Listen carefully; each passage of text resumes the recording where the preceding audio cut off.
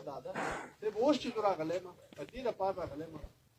دې باندې بیا خبرې دا د اخرنۍ خبره نه ده نه د اخرنۍ زموږ میټینګ دی ان شاء الله موږ شل پرې بیا هم چې یو خدا ده چې موږ ته ځای په ځای باندې چې دی که نه ځای په ځای باندې ځکه چې تاسو ته پته ده که فرض کړه دلته کې څه څوک زموږ سپیان نوي راشي تاسو ته په یو منټ کې پته ولګي